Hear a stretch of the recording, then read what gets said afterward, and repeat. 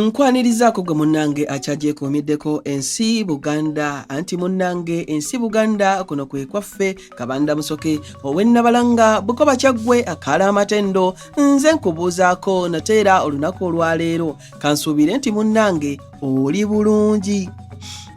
Tukyali mu katabo kaffe omulembe gwa Muteesa ebyalimu olina okubimanya munnange bw'otomanya byafaayo oyinza obutasobola kulamula biriwo ate era n'ebijja mu maaso biyinza okukulema okulagula. Nange kyenva nkutuusaako bino era ng'olunaku olwaleero tutuuse ku mutwe ogugamba nti okulonda mu Maaci wa 1961. Okulonda bwe kwatuuka mu 1961 olukiiko lwa Buganda era lwaddamu okugaana okwetaba mu kulonda okwo, naye aba Democratic Party giyite DP mu Buganda bo bakkiriza okulonda era ne basobola okutwala abakiise ba Buganda 19 mu Legiko nga bakulemberwa Bendikito Kiwanuka. Okwewandiisa mu Buganda kwatandika okulwa nga 22 August 1960 newankubadde ng'olukiiko lwazira okulonda kuno, naye aba DP banjiko mu Buganda beewandiisa okukuba akalulu. Okulonda kwennyini kwaliwo nga 25 Maaci 1961 era baakuba obululu mu Buganda obwawerera ddala emitwalo 35 okusinga nga ba DP. Okuvuganya okusinga kwali wakati wa DP ne UPC ekyali kikulemberwa Milton Obote. Ebifo byonna mu Assembly byali 82. Aba DP ne bawangulayo ebifo 19 mu Buganda ate 24 ebweru wa Buganda.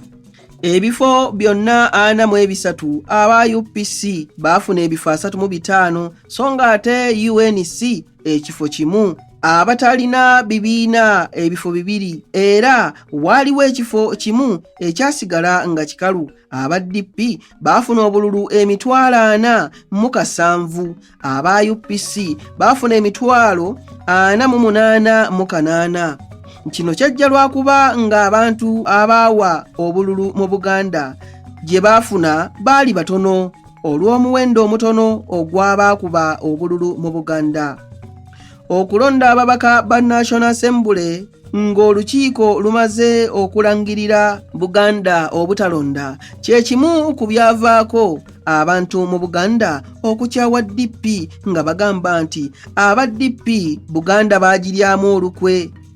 Aba Buganda baali bamaze okugaana okwetaba mu gavumenti ya Uganda okujjako nga bamaze okukkirizibwa gavumenti ya Federo nga kyekyokulwanyisa kyokka Buganda kwe yali esigazzaawo.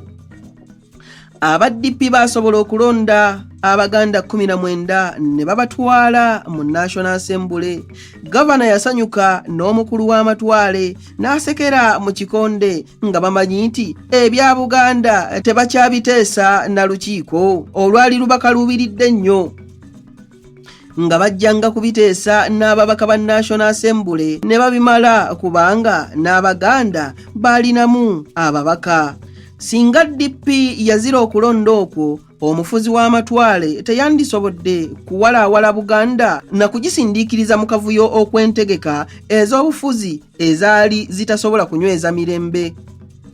Abamu ku ba DP abawangula ebifo mu Buganda be bano benkusomera wammanga wano: Anselimi Musoke omubaka wa South Mubende ne Gomba, Paulo K. Semwogerere omubaka wa North Mengo, Matayo Mugwanya omubaka wa South Mengo, Alphonse Ntale omubaka wa Kome, Lawrence Sebalu omubaka wa North East Kyaggwe, AWK Mukasa omubaka wa North West Mengo, Stanley Bemba omubaka w'omu kibuga Kampala. Bendikito Kiwanuka yasooka kulondebwa Governor Sir Crawford nga minisita atalina ekitongole oba muyite Minister without portfolio, naye nga ye mukulembeze wa National Assembly.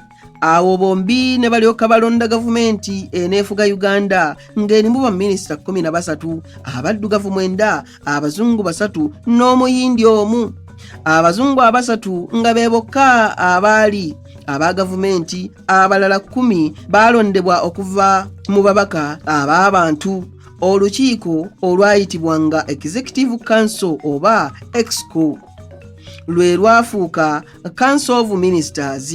Gavana nga ye ssentebe waalwo, baminisita bonna baali bwe bati: Gibby Cortland nga ye Chief Secretary, Christopher Melmoth nga ye w'ebyensimbi, Ralph Dreshfield nga ye Attorney General, John Kiwanuka nga ye w'ebyenjigiriza, oyo yali wa Buganda, Lawrence Sebalu wa Economic Development nga naye yali wa Buganda, ate nga waliwo David Nabeeta ow'ebyobulamu, oyo yava Busoga, Basiiru Batalingaya owa gavumenti ez'ebitundu yafubutuka Nkole, Balamu Mukasa ow'ebyobulimi n'ebyobulunzi yava Bunyolo, ate Nicholas Opio ow'ebyemirimu oyo weelango, Matayo Mugwanya ow'ebyettaka n'amazzi nga Muganda, Stanley Bemba owa Development and Labour nga naye ava Buganda,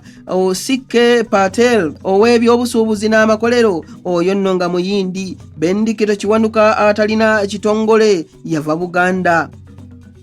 Baminisita balayizibwa nga 14 Apuli 1961 ne balondayo ababeezi b'abaminisita oba bayite ba parliamentary secretaries, era nga abamu ku bo be bano: Enoko K. Mulira, Kamasi ne Industry Buganda, Gaspare Oda, Local Government yava mu Arua, Boniface Byanyima owa byabulamu yava mu Ankole, Alexander A. Latimu, Finance yava mu Acholi, James S. Mochola, Agriculture yava Bukedi, Zakaria Babuchika wa Education oyo nno nga yava Kigezi.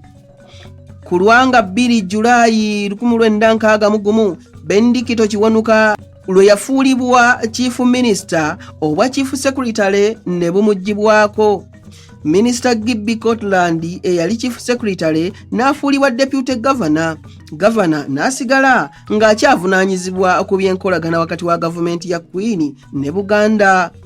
Bw'atyo Bendikito Kiwanuka Omuganda n'afuuka Katikkiro oba muyite Chief Minister n'oluvannyuma Prime Minister owa Uganda yonna omubereberye, ate Obote n'abeera nga ye mukulembeze w'oludda oluvuganya gavumenti.